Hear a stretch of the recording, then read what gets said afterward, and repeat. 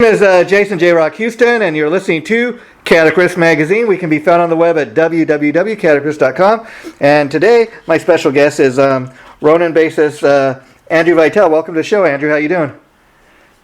Hey, man, how's it going? Thanks for having me. Yeah. So, why don't we start off talking a little bit about the history of the band? How long has the band been together? The full band has been together probably like less than 2 years, actually, as far as an actual band. But we've been friends for as long as I can, ever since high school. Okay, so what initially got you guys together as a band? Just like your love for music and knowing each other from the local scene. Much. So it all started with me and Chris were actually coming back from a bachelor party in Atlantic City. Okay. And we were jamming out to. We had like the entire Metallica discography just going on repeat. And I mentioned. I'm like, I love music too much to not play an instrument. Like, it feels like a sin. And he's like, well, I'll never choose a way to start. And it wasn't. So I dropped him off, and I went to a guitar center, and I bought a bass because he plays guitar. Wow. And we were jamming out together. Now that's interesting. So how long do you think it felt, it took for you to kind of master, to get the ability to play the bass, where you kind of had a comfort level in what you were doing? It was rough starting out for sure. I definitely didn't know what I was doing at all. Luckily, in this day and age, you got like YouTube and all these phone apps and everything like that to kind of like help you get started. Chris taught me what he knew, from the guitar aspect of it. So whatever could translate, that definitely absolutely helped. It definitely helped me develop at a decent speed playing with him. Did you all take any kind of lessons, or kind of just self-taught, and like you're saying, kind of your friends taught you what they knew? Because that's amazing. As we were going by, so I was going to school. I got a degree in Phys, but I tried to see if I could like minor in music. So with that came private lessons. I think I had like 10 sessions with the guy. So he gave me some like like the beginner tips and stuff like that. So it was a little bit of that, but aside from that, it was mostly just playing with Chris pretty much every day. Wow. What a beautiful story. I mean, really organic. You just kind of build the band up from the ground up. That's amazing. And then, that's got to be a great feeling, not only to get a band together and kind of get to the point where you can do what you're doing, but to actually get a record deal. What was that like? That was nice. It was, especially after COVID and everything like that. We had that was a huge setback for us. Really slowed us down and everything like that. Couldn't get together and practice or anything like that, or rehearse. We had a whole bunch of shows lined up, local bars and everything like that. That all just got closed down. A couple of venues I know haven't even come back. They closed down for good and everything. Yeah. Wow. So it was a nice feeling to kind of get all this going again. And you guys are based out of New York, right? Yeah. So the next struggle now is actually I just recently moved to Houston. All this COVID stuff is going on. So the three of them are still in New York and Long Island, and so now I'm in Texas. But we're still based out of there. Well, and so I'm guessing you guys haven't had a chance to play your first show yet. Not since all that. We've made a couple of shows, pre-COVID. Pre-COVID. Oh, okay. But we haven't had one since. Well, it's amazing because the track we're going to be talking about is you guys released a lyric video for a song, Temptress, and I kind of want to talk a little bit about what the song's about because to me, first off, just hearing I'd never heard of the band before, and so when the publicist sent me kind of a link to check out the video, I was really impressed in the video. It's a fun kind of poppy, I don't know if pop's the right word, but it's a real kind of fun, catchy song, and I think people... That's how we described it, poppy, so yeah, that works. Commercial friendly, but at the same time, like the guitars in that I hear got kind of a real rockin' sound, but it's kind of commercial rock, I guess. Fun little tune. What's the song about? Because great tune, I must tell you. Unfortunately, for that particular track, you probably have to more ask Chris. So the vast majority of the lyrics were him. Okay. A couple of songs were a little like collab type thing. But for that particular track, fact, that was one that he brought to us one day. Something that he was just working on, and we kind of worked it out. I mean, I know the lyrics, so I can kind of take a guess at a stab, but I wouldn't want to. I hear you. Now, is that song indicative of what the kind of overall sound of a band is, or like if somebody was put on the rest of the CD, are we going to get like different sounds? Yeah, it's hard to say because it's. My gut instinct is to say no. Just because we talked about it, like we feel like we don't really have like a pinpoint sound. That's what I'm kind of getting. Yeah. That's kind of what I was getting to, because again, to be fair, I've only heard from one song, but like I was reading the little press release the publicist sent me, and it said something along the lines of, if you like bands like Alice in Chains and I think Soundgarden, I forget who the other bands it mentioned, but I was like, this doesn't really sound like it, but I could see that you might list some of those bands in there, because to me it's got kind of an alternative rock sound, but just kind of listening to that, I'm kind of thinking, okay, maybe when you listen to the rest of the CD, this is going to be one of those bands where it's kind of hard to pigeonhole them and just into just one thing or one category. Yeah, I think that is what you're going to say once you listen to the whole thing, and a big part of it kind of hopes it is. That was kind of like the thing we were going for. The four of us have very different interests when it comes to, like, we all like rock music, but like, for example, I mean, me and Chris obviously both love Metallica, but that's about as heavy as he goes. Me personally, I like Trivium, Nexon, a lot, some of the heavier stuff, Lamb of God. Oh, okay, see, Metallica was one of the bands, I think, that was listed in there, and I'm like, this doesn't really sound like Metallica, but I did hear a little bit of melody and like stuff that Metallica's done, like even something like maybe Hero of a Day or something. So great melody, great little song, When we were writing it and like putting it together, we were kind of referring it to it as like the Volbeat song. Like it kind of has that kind of feel to it. Like a little Foo Fighter. It's definitely a little poppier compared to the other songs. And I don't know that poppy is a bad word, depending on what kind of music you're into, because I'm the type of person that I'll be honest, I listen typically to hard rock and metal, but when I was checking out your lyric video, I thought, this is a cool little song. I could it's not a bad song. So that's the main point I think people need to get with this. At least listen to it with open ears, and you might pleasantly be surprised at what you hear. Yeah, we're very happy with how that one came out too, especially with all like the After Effects and everything. A lot of it too was fun. When we were recording it, we all recorded it together, but then especially Jack for the lead guitar parts and Chris for the vocals, they would go in by themselves because of like all the COVID stuff going on. We didn't have the full band in the studio anymore, so we had to go in one at a time and everything. So a lot of that song, I didn't even hear until the album was like finished, and they were sending out the rough mixes to see how we felt about certain parts of it. So like a lot of the background vocals and the end and everything like that, which really just they harmonized beautifully, and everything just came together like it. It was nice to me because I got to hear it with a fresh ear. Yeah, and that's kind of got to be a fun, interesting process in the sense that especially when you tell me a story about you just kind of picked up the bass one day because the band needed a bass player, another guy played the guitar. I mean, you guys, and I realize there's other guys in the band besides just you, Andrew. But I mean, just listening to that story you told me, I mean, you guys sound. I mean, when I listen to that track, I watch the lyric video. It sounds like a real professional band, and I know you guys are, but I mean, it sounds like a band that's been playing together, for years and years. It's amazing. I mean, and probably a guy was telling that story, when you hear that final version of a song, man, we're rocking. That sounds great.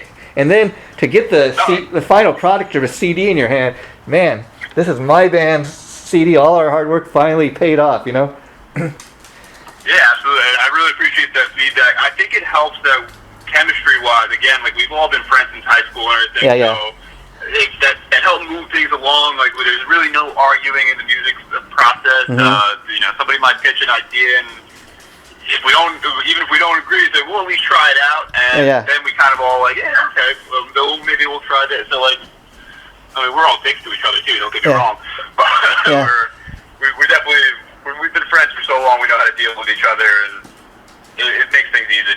Oh, that's beautiful. So, was it hard for you to move away, from New York and go to where do you say you are now? Texas? Yeah, Texas. Yeah, no, absolutely. It really was. I'm hoping I can get back there we got a buddy getting married in June, I believe. So that'll be my first time back. It's luckily with COVID right now, like it hasn't really stalled us too much because we can't do anything anyway. Yeah. And that's why we're hoping to try to get things moving by the time COVID comes back, and maybe we can have on a tour or something where it won't really affect us or slow us down too much. Yeah. Well, which brings me to my next point, because speaking of this COVID stuff, everybody's been locked down for really the last year. Depending on where you are, things are starting to open up again, maybe, and it's kind of interesting because a lot of bands had a different approach to things. There were some bands that were like, you know what, until this is all over, until we can tour again, we're not going to put anything out. And then other bands had kind of your approach, which is, you know what, we're going to continue to work on this, and we're going to release our album. We're not going to. I mean, I've talked to some musicians who they told me, no, we've had so much downtime this last year that we've got 3 albums already in the can.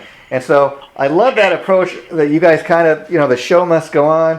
We're going to continue our work, and that you didn't delay your album. You put it out there for your fans. I mean, it's your debut, so it makes sense. You would want to kind of carry on, but I dig that you didn't kind of just say, okay, we're not gonna do anything until after COVID. That's a cool approach, I think. Because if you can't get out there and tour, at least you can put some product out for your fans. Yeah, absolutely. We wanted to at least have something for people to listen to. Especially, I mean, you can't do much. You can stay in your house and hang out and everything. So at least we could throw that out there for them. We've got some tracks we were trying to debate on if we could sneak into the studio and throw out another single here or there or something like that. But the first album hasn't even really hasn't had time to breathe yet. Yeah. So we're trying to figure out the best way to do that. And so, is the album out now? Or are you guys still working towards a full length? What's the process right now? That album is I think the runtime. A lot of the stuff we're doing, we all joke around. So we don't know if it's the proper way to do things now. We're all our music is inspired by like the 90s, 2000 hard rock, and everything we've been doing, even the way we've been going about releasing the album, is kind of like inspired by that. So the album is like, it's about 45, 50 minutes, somewhere in that runtime, which is about the album like that we used, we grew up with, because you couldn't really have more than 60 minutes on the CD. Yeah. As the album got on load. So it was one of those things where, I mean, we were arguing over like, do people even listen to CDs anymore? Should we get the tool case? We're like, yeah, let's do it. Like it kind of keep that feel to it. That maybe it's partially nostalgia.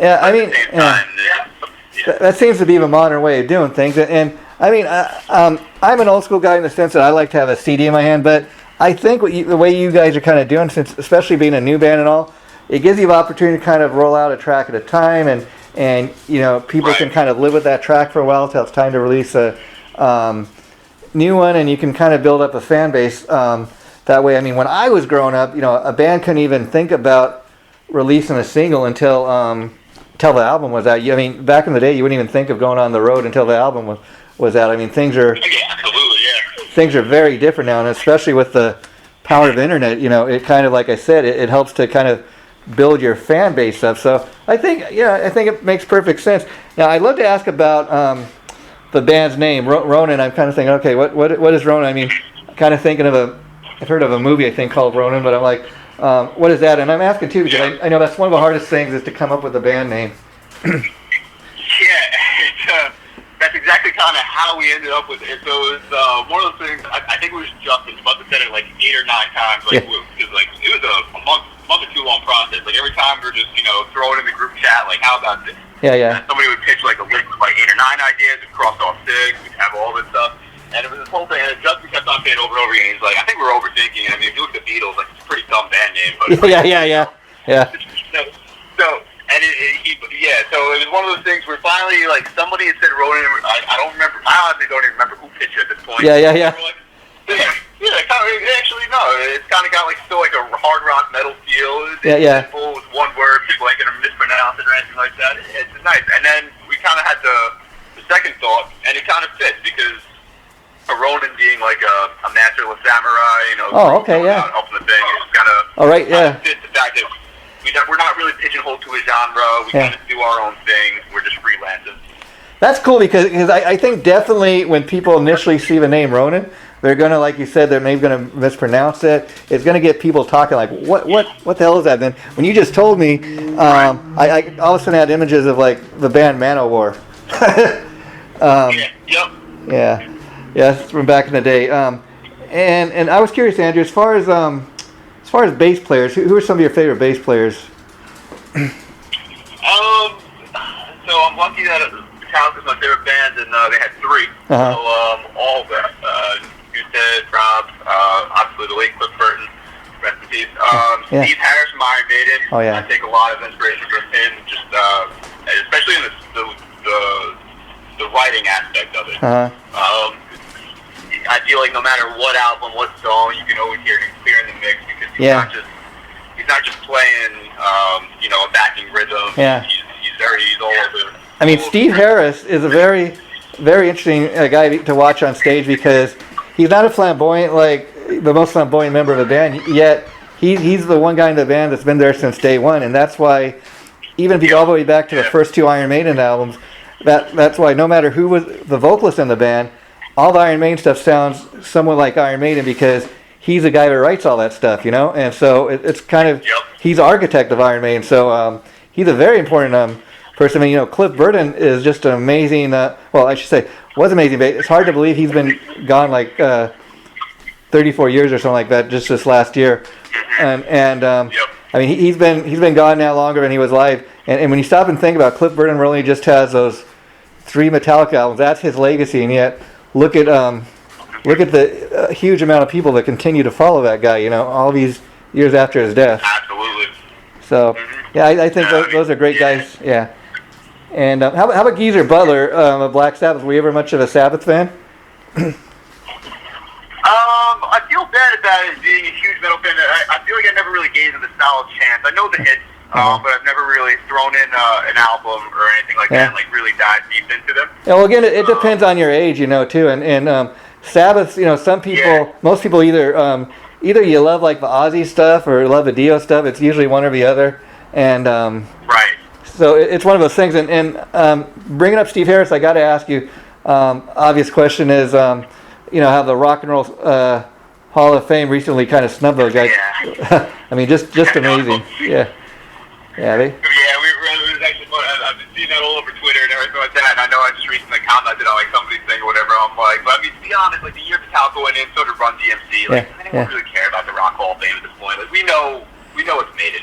Yeah, I mean, we know how many bands have been inspired by them. So like, I think it's funny. Like a lot of the bands they choose, I think, because these guys that run the Rock and Roll Hall of Fame, I don't think half of them really know what true metal is. I think they have these ideas like, okay, Iron Maiden, Black Sabbath, that's metal, and it is. But like even if you go all the way back to when the very first time the Grammys had a metal award, it was but not Metallica, but Jethro Tull won it. I mean, that's how clueless some of these organizations are, Yeah, so there's like metal can be anyone, like, and that's the thing. It's one of those ones where like I understand why music has like so many subgenres. Oh yeah. I mean, you look at like Disturbed is technically metal, but then so is Slayer, and it's like, do they sound the same? No. Yeah. It's kind of what is metal to you, But that could take all day. Well, Andrew, unless there's, can you think of anything else you'd like to say to the folks listening to this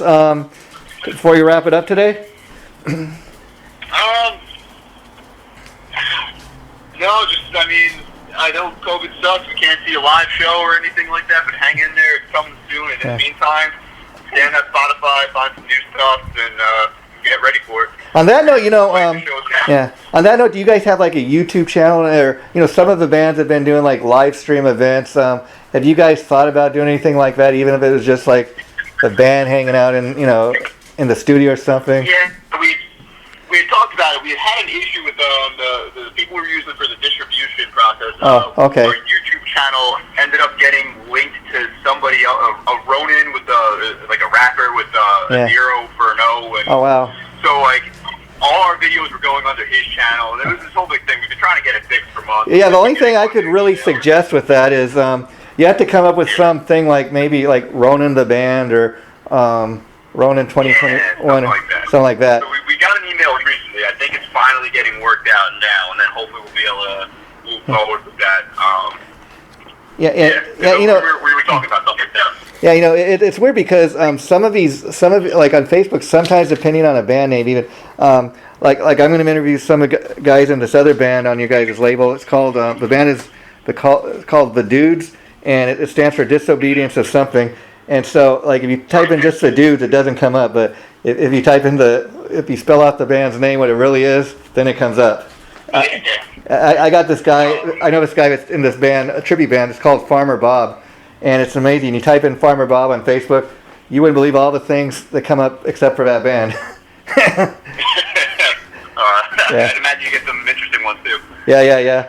Some you don't want, but yeah, that's another story. Exactly. Yeah. Well, Andrew, let's keep in touch, and as more stuff, if you guys drop more songs, maybe we could do it again. And once you guys have a new album out, I'd love to talk about that. So let's keep in touch, and I'll let you know when the interview gets posted. But I'm expecting it's going to go up in early June, so just a couple of weeks. Okay, thanks. That's good. Thank you so much for having us, man. I had a great time. Okay, take care. Bye-bye.